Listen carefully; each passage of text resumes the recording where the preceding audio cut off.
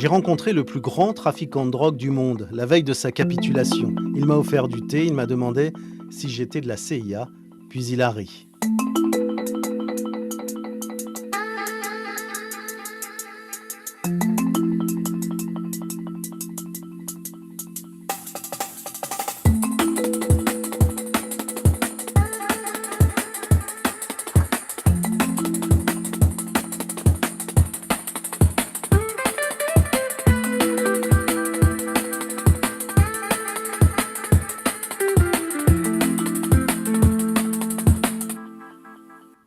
Je vais vous raconter le jour où j'ai bu un thé avec le roi de l'héroïne mondiale. C'était en janvier 1996, j'avais 25 ans, une accréditation encore toute fraîche de correspondant de presse en Asie du Sud-Est, une carte de presse que je venais d'obtenir depuis seulement 6 mois, et la conviction légèrement hallucinée que les frontières ne s'appliquent pas aux journalistes sérieux. J'étais jeune, j'étais encore insouciant du danger de s'approcher un peu trop près de la réalité.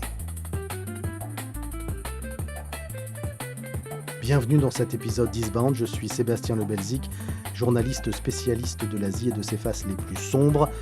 J'y ai vécu 20 ans et aujourd'hui, dans cet épisode un peu particulier, nous allons revenir dans mes souvenirs de la Birmanie des années 90, où je suis allé à la rencontre du prince des ténèbres, le célèbre Kun Cha, le seigneur de la guerre et de la drogue.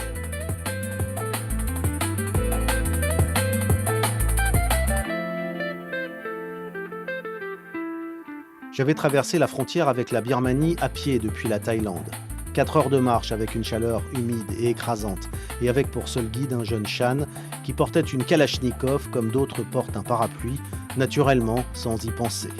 Le camp de Homong ressemblait à une ville. Pas à un camp de guérilla, mais à une vraie ville. Des routes bitumées, un hôpital, des écoles avec des enfants en uniforme, un terrain de golf, je ne plaisante pas, un terrain de golf véritable, là, dans la montagne birmane, un terrain de golf dont les greens étaient entretenus par des soldats en treillis.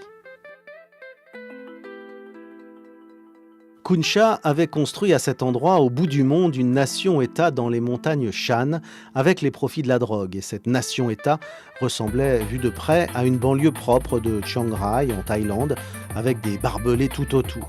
On m'a fait attendre 2 heures dans une pièce blanche avec un ventilateur et un portrait du leader. Puis un aide de camp en uniforme impeccable m'a conduit à travers un couloir jusqu'à ce qui ressemblait à un salon de propriétaire de province.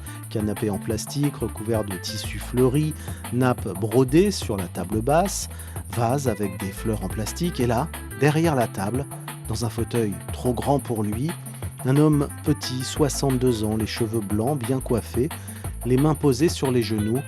C'était Kun Cha, que l'on surnommait alors le prince de l'ombre.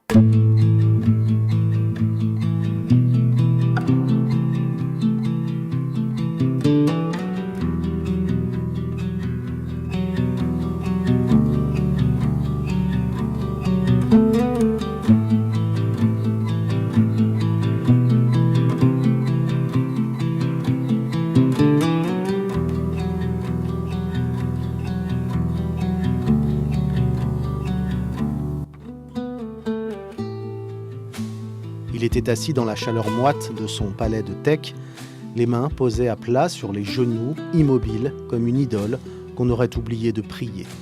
Le visage avait pris cette texture particulière des vieux tropiques, creusé, brûlé, rendu presque abstrait par les années et les saisons de mousson.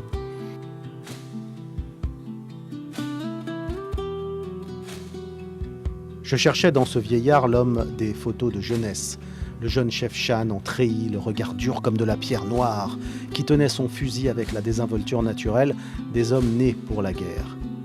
Quelque chose subsistait pourtant dans la façon dont il regardait de loin, comme si chaque interlocuteur n'était qu'un détail dans un paysage qu'il était seul à véritablement voir.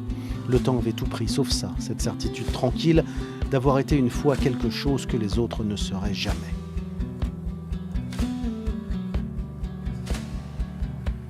Né Chang Shifu d'un père chinois et d'une mère Shan, il avait compris très tôt que l'identité se choisissait au bout d'un fusil. Il s'était réinventé en seigneur de guerre, Kun Cha, le prince, et avait consacré 30 ans de sa vie à revendiquer pour son peuple Shan un état que personne ne voulait lui reconnaître. Son armée avait tenu des pans entiers du Triangle d'Or, moins par idéologie que par une compréhension froide de la géographie et de l'économie de la poudre blanche.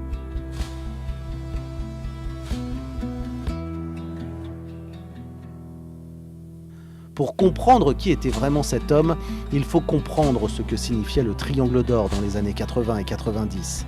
Pas la version touristique qu'on vous vend aujourd'hui depuis un café de Chiang Rai avec vue sur le Mékong et t-shirt à l'effigie du seigneur de guerre local. Non, je vous parle du vrai Triangle d'Or.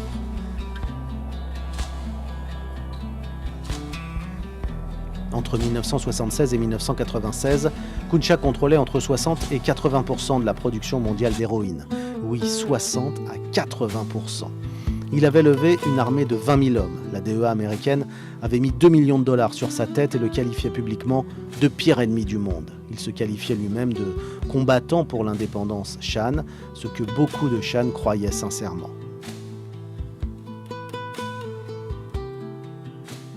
En 1988, il avait proposé à Washington de racheter l'intégralité de sa production d'opium pour que celle-ci ne parte pas vers les marchés américains. Le chiffre évoquait alors 100 millions de dollars. Les Américains avaient refusé. Logique perverse d'une époque où combattre le communisme passait avant la guerre contre la drogue et où la CIA elle-même avait utilisé des réseaux liés au Triangle d'Or pendant la guerre du Vietnam. Kuncha m'a regardé entrer dans la pièce avec le genre d'expression qu'ont les hommes habitués à ce qu'on leur apporte des choses, de l'argent, des rapports des visiteurs, et qui ont appris que les gens qu'on leur amène sont rarement surprenants. Il m'a demandé en thaï, traduit par son aide de camp, si j'étais de la CIA. « Est-ce que vous êtes journaliste ou un espion de la CIA ?»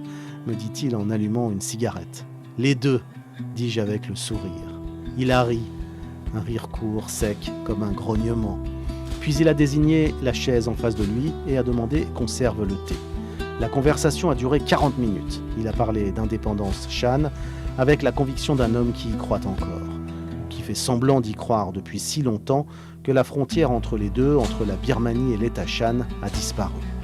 Il a nié être un trafiquant de drogue. Il a dit que les paysans Shan cultivaient l'opium parce que personne ne leur avait jamais donné une alternative viable et que si Washington était si préoccupé par la drogue, elle n'avait qu'à financer des cultures de substitution plutôt que des opérations militaires. Ce qui n'était pas entièrement faux. Ce qui m'a frappé pendant cette conversation, c'est l'absence totale de théâtralité. Aucun pistolet sur la table, aucune menace sous-jacente, aucun jeu de pouvoir évident. Juste un vieil homme fatigué dans un salon trop grand qui buvait son thé en sachant que c'était terminé. Il le savait, les Hua avaient pris ses routes commerciales vers la Thaïlande. Les Hua sont une autre guérilla ethnique d'anciens coupeurs de tête devenus trafiquants de drogue et autrement redoutables. Sa propre armée se fissurait. Les généraux de Rangoon, la capitale birmane, lui avaient fait une offre qu'il allait accepter dans les jours suivants, mais je ne le savais pas encore. Se rendre, garder sa fortune, ne pas être extradé et donc ne pas risquer la prison à vie ou pire la peine de mort aux États-Unis. Quand je suis reparti, son aide de camp m'a reconduit jusqu'à la limite de cette petite capitale d'une armée en déroute. Il m'a souhaité bonne route. Kuncha capitulera 2 semaines plus tard. Il mourra 11 ans plus tard dans une villa de Rangoon, de diabète et de sa mauvaise tension artérielle, sans jamais avoir été jugé pour quoi que ce soit.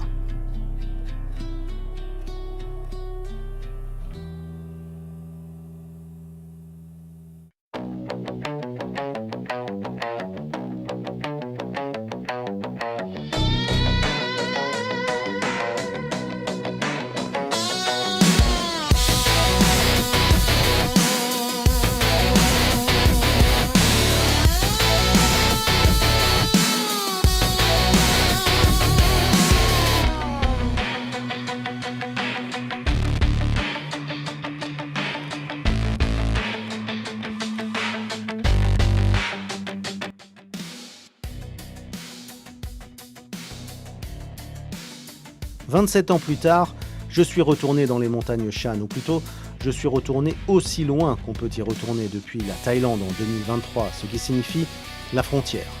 La Birmanie post-coup d'État est fermée aux journalistes étrangers depuis que l'armée a repris le pouvoir en février 2021.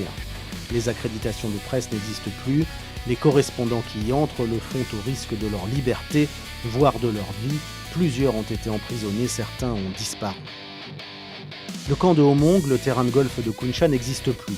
Homong est aujourd'hui un territoire sous contrôle de l'armée birmane après avoir été repris aux factions Shan dans les années 2000. Il y a des photos du terrain de golf sur internet prises dans les années 2000 par des touristes qui y allaient encore.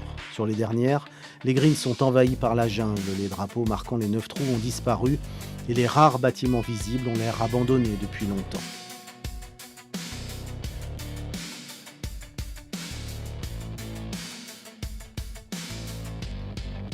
Depuis Chiang Rai, je regarde la frontière. La ville thaïlandaise de Mae Sai est séparée de la ville birmane de Tachilek par une rivière et un pont. Il y a encore quelques années, on pouvait traverser à pied avec un simple visa pris à la frontière. Passer la journée côté birman, manger, acheter quelques souvenirs et revenir. Aujourd'hui, le pont est fermé aux touristes.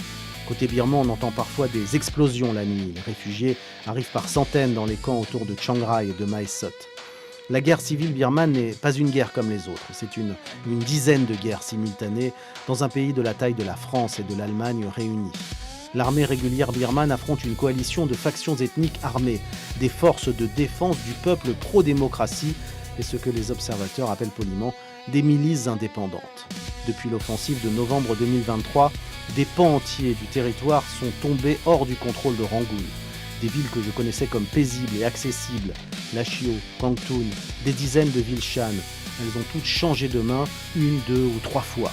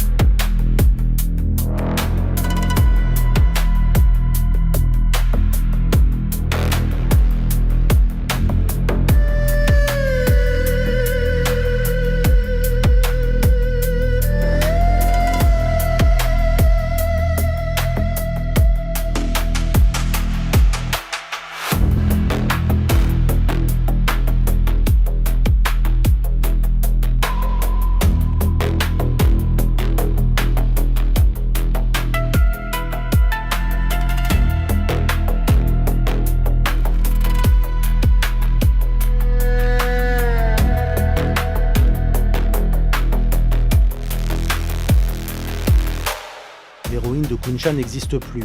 Le triangle d'or produit encore de l'opium, mais sa part de marché mondiale est tombée à 5% depuis l'explosion de la production afghane dans les années 2000.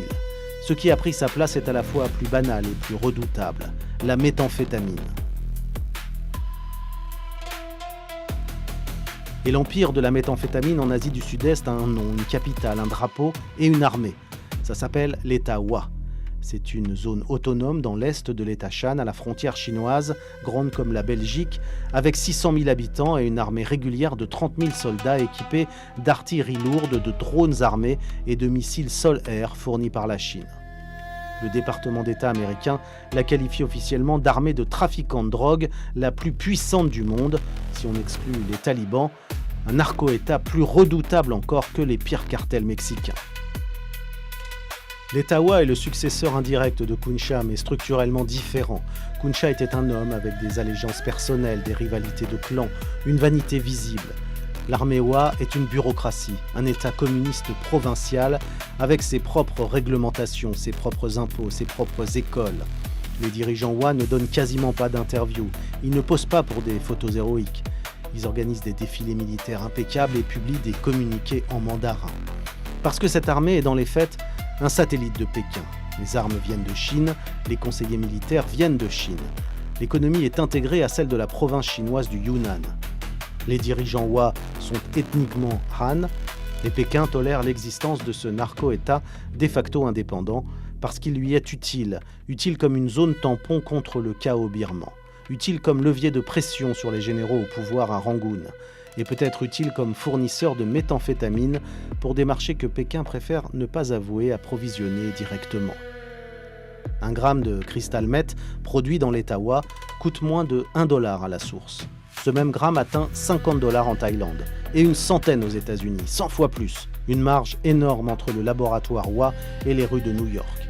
C'est l'une des meilleures affaires du monde et le monde le sait depuis 20 ans, rien n'a changé. En novembre 2024, l'armée thaïlandaise a déployé des troupes à la frontière et menace d'intervenir en zone birmane. La Thaïlande blâme les Hua pour la méthamphétamine qui inonde son marché intérieur. Les Hua, eux, répondent qu'ils ont éliminé la drogue de leur territoire et désignent d'autres producteurs. Les saisies thaïlandaises de yaba, des comprimés de méthamphétamine et de caféine qui font des ravages en Thaïlande, atteignent des records annuels. Yaba signifie la drogue qui rend fou.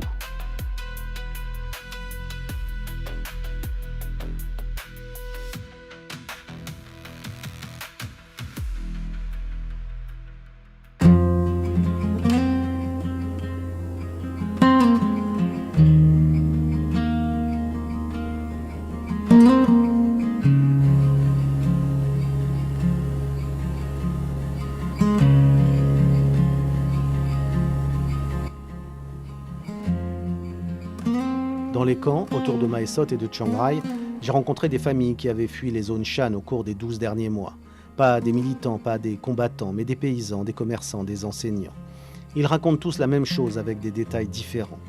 L'impossibilité de rester dans une zone de guerre où il n'y a pas de front fixe, où les loyautés changent de semaine en semaine, où un village peut être contrôlé le lundi par l'armée birmane, le mercredi par les Hua, le vendredi par une faction Shan, une zone où les cultures d'opium persistent parce qu'il n'y a pas d'alternative économique viable et parce que les milices qui contrôlent ce territoire en ont besoin pour se financer. Un homme, la quarantaine, ancien instituteur d'une ville à 60 km de la frontière thaïlandaise, m'a expliqué comment les choses fonctionnent en pratique. Sa ville avait changé de dirigeant 3 fois en 2 ans. À chaque fois, les nouvelles autorités exigeaient d'être payées pour les protéger. Le problème, ce n'est pas la drogue, me dit-il, le problème c'est qu'il n'y a rien d'autre. La drogue paye, le travail, lui, ne paye pas. Alors des gens comme moi, des enseignants, partent. Il a regardé ses mains un moment. Je suis parti aussi. Ce que je cherchais en revenant dans cette région si longtemps après ma conversation avec Kuncha, c'était une réponse à une question simple. Est-ce que ça a changé ? Est-ce que l'état de droit avance, même lentement, dans les montagnes Shan ? La réponse est non. La réponse est même que dans certains indices mesurables, comme les superficies des zones hors contrôle, le nombre de déplacés, le volume de drogue produite, la situation est pire en 2023 qu'en 1996. Kuncha était un problème soluble, au sens où c'était un homme avec une ambition identifiable et des intérêts négociables.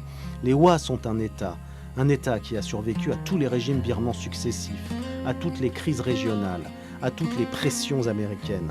Un État qui a une légitimité populaire dans son propre territoire et une puissance nucléaire à sa frontière nord. Je repense souvent à cette conversation de janvier 1996. Pas pour ce qu'il m'a dit, les déclarations de Kuncha sur l'indépendance Shan étaient du storytelling politique bien rodé, qu'il répétait à chaque journaliste depuis 20 ans. Je repense à ce qu'il n'a pas dit. À un moment, j'ai posé une question sur les familles américaines touchées par l'héroïne dont il était responsable. Il a bu son thé, il a répondu que les Américains prenaient de la drogue parce qu'ils voulaient en prendre et que si un pays ne pouvait pas contrôler sa propre population, c'était son problème. Il a dit ça sans agressivité, sans cynisme visible, avec le détachement de quelqu'un qui a considéré la question il y a bien longtemps et a conclu qu'elle n'était pas son problème.